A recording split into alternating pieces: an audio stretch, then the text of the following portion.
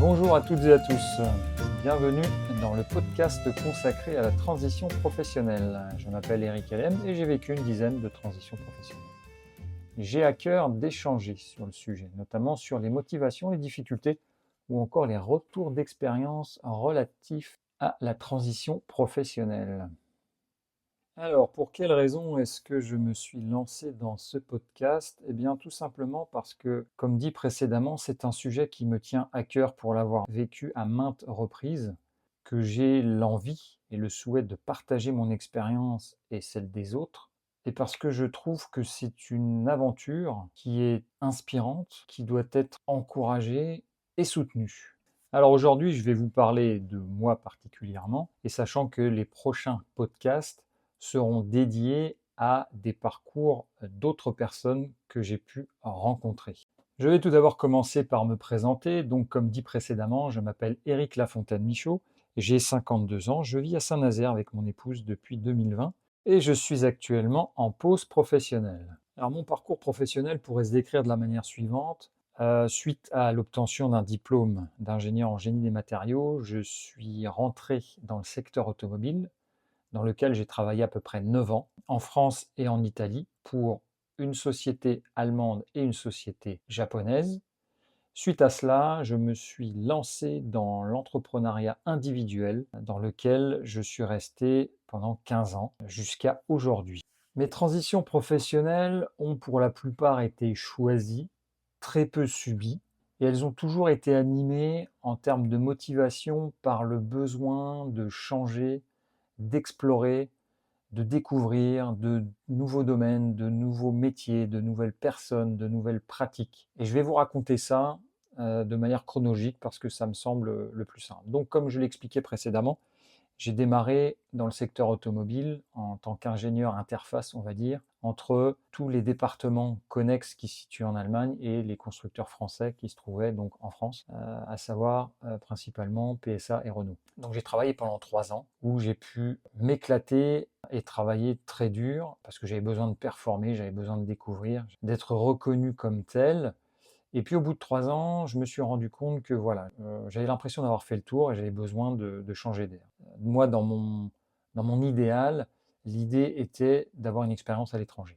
Je me suis rendu chez le responsable du bureau, on était un peu moins d'une dizaine, donc à Paris, pour lui expliquer ma situation en lui disant, écoute Olivier, voilà, c'est très simple, je souhaite avoir une expérience à l'étranger, soit je la fais avec vous, soit bah, je quitte la boîte et je trouve une boîte qui m'offrira cette opportunité.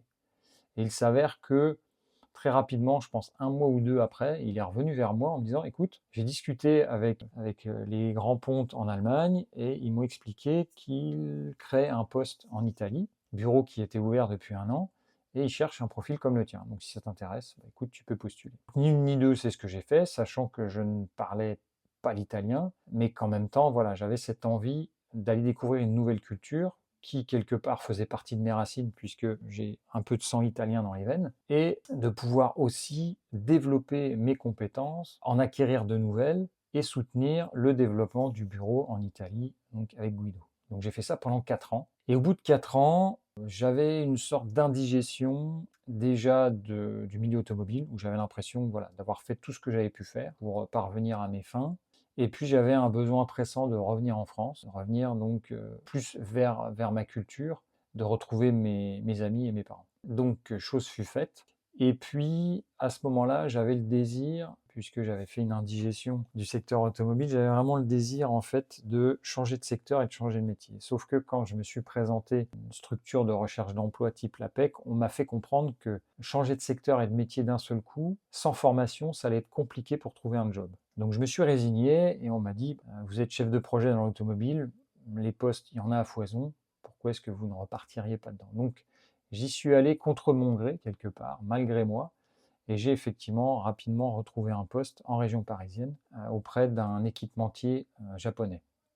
Là aussi, très content parce que qui dit japonais dit culture japonaise, et donc avec l'envie de continuer à apprendre, sachant que mes partenaires dans la production se trouvaient au Portugal, donc là aussi, l'opportunité de découvrir une nouvelle culture. Sauf que j'ai tenu à peu près un an, un peu plus d'un an, et j'ai décidé de démissionner parce que j'avais vraiment besoin de changer d'air. Et à ce moment-là, ce qui a pointé le bout de son nez, c'était de me dire, mais en fait, je crois que j'ai besoin de travailler pour moi. J'ai envie de rendre des comptes qu'à moi-même, en cas de succès ou en cas d'échec, peu importe. Alors, pourquoi pas l'entrepreneuriat? Et plutôt que de partir depuis une feuille blanche, je me suis dit, ce serait quand même pas mal de se former. Donc, j'ai suivi une formation pendant 10 semaines à Lille. À l'époque, j'y vivais toujours en région parisienne, qui s'appelait Audace, le campus du futur entrepreneur, pour acquérir de nouvelles compétences et me lancer dans ces nouveaux projets. Et avant d'initier cette formation, j'avais 3 projets en tête. L'un qui était dans le domaine photographique, l'autre dans le domaine du bien-être et le troisième dans le domaine du consulting. Et donc quand je suis rentré à Versailles à l'issue de cette formation, je suis parti dans ces 3 projets. Et donc entre 2009 et 2012, j'ai mené le projet Imagini qui concernait la location d'œuvres d'art photographiques jusqu'à trouver mon premier client et arrêter ensuite pour me rendre compte que le projet n'était pas viable. Je me suis lancé dans la formation de massage bien-être. Donc j'ai appris 4 massages bien-être différents que j'ai pu pratiquer chez les particuliers et en entreprise. Et en termes de consulting, j'ai pu réaliser une mission temporaire de rédaction technique. Puis j'ai été agent commercial d'une société qui fabriquait des produits solaires thermiques, une société portugaise. Et enfin, j'ai été manager de transition pour une mission chez Renault. À cette époque, j'habitais toujours à Versailles. J'avais arrêté le massage bien-être puisque je devais être full-time pour le poste de manager de transition. Et ce poste-là m'ayant énormément plu, je me suis dit que j'allais continuer dans cette voie-là. Donc nous sommes été 2012, je prends des vacances bien méritées et en septembre, je me mets à la recherche, à l'aide d'une société de placement, d'une nouvelle mission de management de transition. Les mois passent, malgré quelques touches, rien ne se concrétise. Financièrement, ça devient compliqué. Le propriétaire de mon appartement de l'époque me demande une augmentation de loyer, donc des 5 années précédentes qui n'avaient pas été réclamées, ce qui fait une belle augmentation. Et donc là, je décide de quitter mon appartement et d'ouvrir mon champ de recherche pour trouver cette fameuse mission de management de transition, soit en France, soit à l'étranger. Nous sommes alors en novembre 2012 et j'ai prévu de quitter l'appartement le 1er janvier 2013 et de vendre la plupart de mes affaires. Toutes celles qui n'auraient pas été vendues resteraient dans un garage que je loue où se trouve ma moto. D'ici là, je pense que je trouverai cette fameuse mission de management de transition et si ce n'est pas le cas, je trouverai un moyen pour me faire loger chez des amis ou de la famille. Sauf qu'entre-temps, une autre envie émerge, celle d'aller à la rencontre de maîtres dans des voies spirituelles afin de répondre à des questions existentielles qui me taraudent depuis l'enfance. Donc je décide de maintenir le fait de quitter cet appartement, sauf que plutôt que de chercher cette fameuse mission, je me décide à participer à des stages, des formations, des festivals, à lire, à échanger sur des sujets tels que le tantrisme, le chamanisme, le taoïsme, le nomadisme et le tai chi. 5 voies spirituelles que j'avais commencé à aborder et qui me semblaient importantes pour la suite de mon parcours. Ce seront donc 5 mois très riches et très intenses en rencontres et en apprentissage que je vais vivre de janvier 2013 à juin 2013. À l'issue de toutes ces explorations, il émerge que la suite de mon parcours est de devenir thérapeute et d'accompagner les femmes, les hommes et les couples via un rituel tantrique à Paris. Je cesse donc le nomadisme urbain et cherche et trouve un logement à Paris pour développer cette activité. Activité que je vais développer en région parisienne pendant 3 ans. Et à l'issue de ces 3 ans, je décide de partir en itinérance en posant mon camp de base en Lorraine, chez mes parents, d'où je vais rayonner et partir pendant ce que j'appelle des tournées de 1 mois et demi, 2 mois à travers la France et l'Europe, toujours pour continuer cette activité de thérapeute qui durera 4 années supplémentaires. Nous sommes alors début 2020 et je suis fatigué de ces 7 années en tant que thérapeute. J'ai besoin de me poser et de me reposer. C'est à cette époque que je rencontre ma future épouse qui vit à Paris et qui a décidé de s'installer à Saint-Nazaire. Nous prenons le temps de démarrer notre relation. Celle-ci perdurant, je pars avec ses bagages pour la Loire-Atlantique. À ce moment-là, j'ai arrêté mes activités de thérapeute et je démarre une petite activité de coaching basée sur toutes mes expériences de ces 7 années passées en accompagnement. Je l'exécute à distance pendant un peu moins d'un an et puis je me rends compte que j'ai besoin là aussi de passer à autre chose. Donc je prends une petite pause et je prends la décision de réfléchir à ce qui m'anime à ce moment-là. Et ce qui ressort de cette période de réflexion, qui a été très courte et très juste, c'est que j'avais besoin de travailler de mes mains, de travailler dehors, de travailler avec le vivant.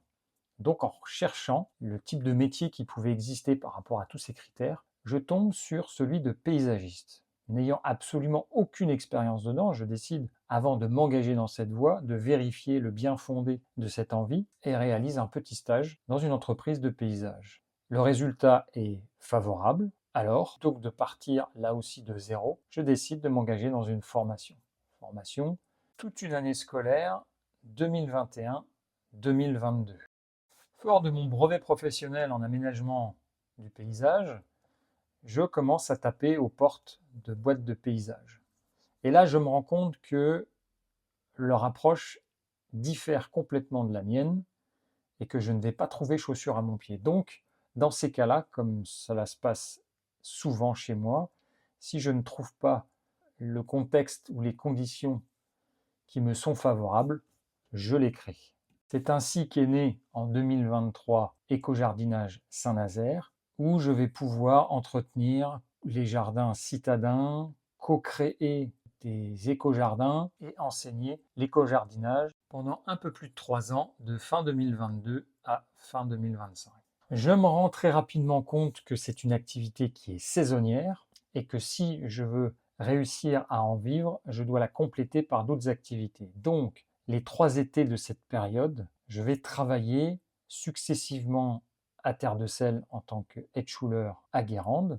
Je vais vendre des fruits et légumes sur les marchés. Et à la Poste en tant que facteur à vélo. En mars 2025, j'ai l'opportunité de travailler à mi-temps pour l'association Les Cargos qui propose de la cyclo-logistique et donc de la logistique à vélo dans la ville de Saint-Nazaire, ce qui me permet de faire 50% de mon temps avec eux et 50% dans l'éco-jardinage. Je vais vivre de cette combinaison de mars 2025 jusqu'à décembre 2025, où s'arrête mon parcours professionnel. Celui-ci est donc très riche, comme vous avez pu le constater, et on se rend bien compte que les motivations qui ont amené à cette transition professionnelle sont principalement de l'ordre de l'envie, d'une envie d'explorer, d'une envie de découvrir, de se laisser aussi porter et guider par les opportunités qui se présentaient à moi, et que le timing a toujours été juste. Alors bien évidemment, toutes ces transitions professionnelles ne se sont pas réalisées sans émotion. Entre la peur de s'être trompé en termes de décision, entre l'excitation de découvrir, d'explorer de nouveaux métiers ou de nouveaux secteurs, entre la colère de s'être fait rouler ou d'avoir eu le sentiment de s'être fait rouler, ou encore le sentiment d'urgence de trouver de l'argent pour payer son loyer, sans parler du syndrome de l'imposteur lorsqu'on démarre une nouvelle activité. En bref, la transition professionnelle est aussi une aventure émotionnelle. Quant aux difficultés rencontrées lors de ces transitions professionnelles, elles sont très nombreuses, mais pas insurmontables, car j'ai toujours trouvé des solutions pour les surmonter. Très par la solitude, c'est la première difficulté que j'ai rencontrée puisqu'elle concerne ma première transition professionnelle lorsque j'ai quitté Paris pour aller vivre en Italie, où je ne connaissais absolument personne à part mon collègue, donc Guido. J'ai pu compter sur son soutien dès le début pour me sentir moins seul, sachant que je commençais à comprendre et apprendre la langue et que je devais me familiariser avec les us et coutumes italiens qui sont loin d'être aussi simples que les nôtres en France, surtout quand on vient de l'Est de la France comme moi. La solitude, je l'ai également vécue lorsque je suis retourné à Versailles après avoir finalisé ma formation pour entrepreneur. Je me suis rapproché d'un groupe d'entrepreneurs pour pouvoir partager mes éventuelles difficultés, ou en tous les cas me sentir moins seul. Ça, c'est la première des difficultés qui me revient.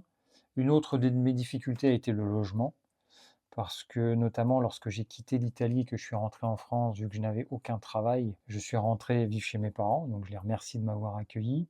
Lorsque j'ai démarré le nomadisme urbain, que j'ai quitté l'appartement de Versailles pour aller à la rencontre des maîtres dans des voies spirituelles, je n'avais pas de logement non plus, donc j'ai pu compter sur mes amis, mes proches ou ma famille. Il y a eu également comme difficulté le manque d'argent. Je me souviens notamment lorsque j'ai eu cette mésaventure en tant qu'agent commercial, puisque l'histoire avait pourtant bien commencé, mais c'est plutôt mal fini, puisque la structure qui m'employait a déposé le bilan, que je ne le savais pas, que je l'ai appris sur le tard, et que je me suis retrouvé sur le carreau avec un manque de 5 000 euros. Autant dire que la banque n'était pas très contente, et que j'ai dû, par l'intermédiaire d'un ami, donc renflouer les caisses, donc par un prêt. Chose qui m'est également arrivée lorsque je ne trouvais pas de mission supplémentaire de manager de transition, quand j'habitais encore à Versailles, et que là j'ai pu compter sur mes parents pour renflouer les caisses, le temps de retrouver une somme d'argent, pour le coup grâce à Pôle emploi, que j'avais eu droit aux ACEDIC. Une autre difficulté était celle de trouver des missions temporaires. Donc si je me replonge dans cette mésaventure avec Rich World Renewables, pour laquelle j'ai travaillé en tant qu'agent commercial, donc presque du jour au lendemain, je me suis retrouvé sans mission et sans argent. Et j'ai pu compter sur mon réseau qui, voilà, à ce moment-là, cherchait une personne pour former des personnes sans emploi chez Pôle emploi. Donc ça a duré quelques jours, ça m'a permis là aussi de tenir de manière transitoire. Ma première mission, en tant que consultant, je l'ai trouvée grâce au réseau des anciens étudiants de l'école d'ingénieurs, puisqu'il y avait un système d'annonces pour des postes qui se trouvaient dans des entreprises dans lesquelles travaillaient d'anciens étudiants. Lorsque j'ai dû trouver en urgence un poste au marché de Saint-Nazaire, j'ai pu compter sur une connaissance, sur Jérôme, qui m'a fourni un contact pour trouver ce poste-là. Puis ensuite, il y a les opportunités qui se sont présentées à moi, et auquel cas on doit être suffisamment disponible pour pouvoir les concrétiser. Je pense notamment à Ritual Renewables, qui n'était absolument pas prévu d'être agent commercial pour cette société, et c'est en reprenant contact avec un ancien collègue que ça a pu se faire, tout comme le poste de management de transition chez Renault qui s'est offert à moi sous la forme d'une mission d'intérim. Et de toutes ces difficultés, de toutes ces expériences, j'ai énormément appris sur moi, notamment celle d'oser croire en ses rêves. Quand je suis allé voir mon responsable de l'époque pour lui exposer mon envie de partir à l'étranger, finalement ça s'est fait. Si je ne l'avais pas communiqué, je pense que ça aurait été très difficile d'arriver au bout. Donc la capacité, l'envie d'oser sortir de sa zone de confort. Je pense notamment lorsque j'ai démarré l'entrepreneuriat à Versailles suite à ma formation Audace à Lille, et que j'ai démarré ce projet Imagini de location d'œuvres photographiques. Je suis resté des mois derrière mon écran à tirer des plans sur la comète en me disant « Ah, mais je pense que les meilleurs prospects, les meilleurs clients, ce seraient toutes les professions libérales, que ce soit médicales ou administratives. » Donc c'est génial, tu as la liste de toutes ces personnes, de tous ces cabinets. Qu'est-ce qu'on fait maintenant? Maintenant, il faut aller sur le terrain pour aller les contacter. Ok, mais alors je fais comment? Donc il a fallu que je trouve des solutions. J'avais pas envie de les appeler parce que je savais pas comment faire. J'avais pas envie d'aller directement sur place pour toquer à leur porte en disant coucou, c'est moi, voilà ce que je propose. Il a fallu que je trouve une solution autre, qui était celle de créer un flyer, et dans un premier temps de leur envoyer par la poste en me disant je leur envoie le flyer par la poste et quelques jours après je les appelle pour savoir s'ils l'ont bien reçu et s'ils sont intéressés. Sauf que lorsque vous avez 400 ou 500 prospects, en termes de budget timbre, ça fait quand même beaucoup. Et donc là, je me suis dit, plutôt que de les envoyer, je vais plutôt les mettre directement dans la boîte aux lettres. Donc ça a été un premier pas pour sortir de derrière mon écran et aller sur le terrain. Et là, de me rendre compte que certaines boîtes aux lettres sont accessibles, d'autres ne le sont pas. Quand elles ne le sont pas, qu'est-ce que je peux faire? Parce que la porte ne s'ouvre pas comme ça. Donc, je dois sonner. Mais si je sonne, je dois me présenter. Alors si je me présente, je dois expliquer pourquoi je suis là. Donc il y a eu toutes ces étapes en fait qui m'ont permis de dépasser mes peurs et mes craintes et de me forger une certaine compétence dans comment me présenter, comment me rendre visible sur le terrain vis-à-vis de mes prospects.